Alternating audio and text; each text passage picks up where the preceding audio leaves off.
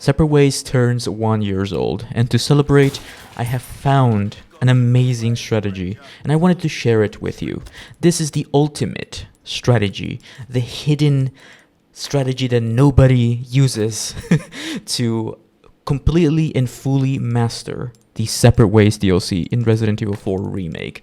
If you want to get Professionalist Plus and unlock the cat set, or perhaps you just want to have fun. So, if you watched my guide, you remember that I focused on getting the exclusive upgrade ticket. We are still going to focus on the TMP, but this time we're going to fully upgrade 2 weapons. So these are the 2 only weapons that you need in this DLC. You don't need anything else, okay? You need the TMP and the sniper rifle, the regular one. You don't need the Stingray or whatever. You only need the SR sniper rifle and the TMP.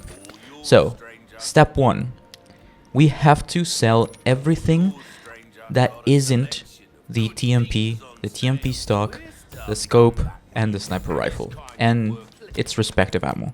So what I like doing is, I like collecting all of the treasures at the beginning, using the gems to upgrade my treasures and other things like that. You can watch a more in-depth guide, like I said, on my playthrough in the guide linked in the description and on this video.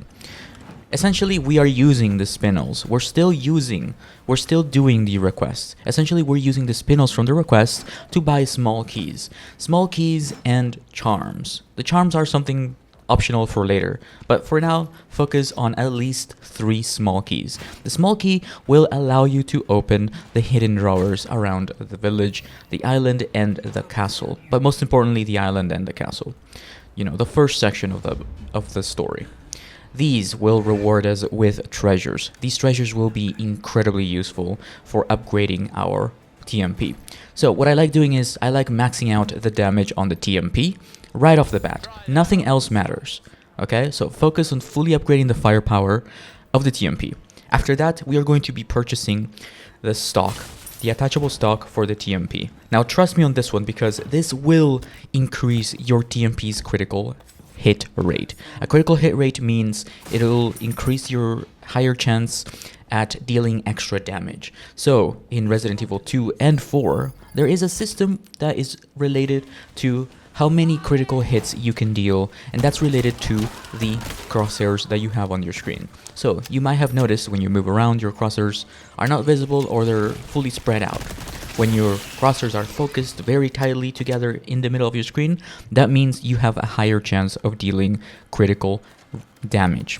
So with the TMP stock attached to the TMP, every single shot will be focused. So every single shot will have a chance at dealing extra damage or critical damage, meaning you might even land a headshot that instantly eliminates a ganado or an enemy. And this applies to every single boss and every single enemy in the game. You can critical hit every single thing in this game, okay? Not just ganados or whatever. You can even land arm shots and instantly eliminate enemies. So with this in mind, we are going to focus on fully upgrading the TMP, of course, but prioritize the small keys and prioritize getting the attachable stock first. After that, what you do with your money is up to you, but I like fully upgrading the TMP. Do not focus on anything else, okay? If you need to get the, attaché case upgrade, you can also get the black case, I think it is called, the one that allows you to get resources large. So you have a higher chance at getting resources large. The reason why this is really good is because the TMP constantly needs ammo, and to craft this ammo, you need the resources large, or resources L, and of course gunpowder. But gunpowder is extremely common, and you can also buy gunpowder with spinels at the shop, at the merchant, so you shouldn't be worried too much. So fully upgrade the TMP, put the exclusive on it without the ticket, okay? You don't need the ticket. The ticket is just a big old waste of time, okay? We're never gonna use the ticket until later. After you fully upgrade the TMP, which should be around the beginning of the castle, you should have a fully upgraded stock. No pistol or anything, just TMP and sniper rifle. After that, start building your sniper rifle, okay? Fully upgrade the firepower on your sniper rifle. Continue doing requests for the merchant, okay? Continue doing the requests for the merchant. Don't worry I will make sure that you have enough money to get this rocket launcher for Sadler, even though you don't need it. With this setup, you don't need a rocket launcher. It takes 30 to 60 seconds to take down Sadler with this setup, and I'll show you in a second here. I'll actually show you how I missed my rocket launcher and I still managed to take down Sadler. Anyway, after you fully upgraded the TMP and you have the attaché case that allows you to get more resources large, we are going to focus on fully upgrading the firepower on our sniper rifle, okay, which should be very cheap. So continue getting those small keys, continue getting those treasures. Always go for treasures. If you need an exact guide on how to get all the treasures, follow my S Plus guide, because I get all the treasures on there, so please consult that guide if you haven't already.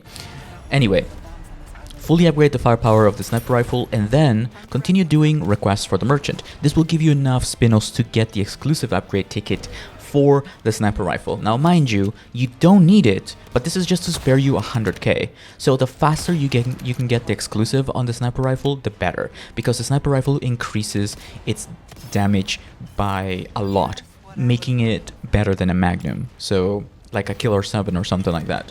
So this is really good as a sidearm if you're trying to run away from things or trying to take down Pesanta, which can be very difficult.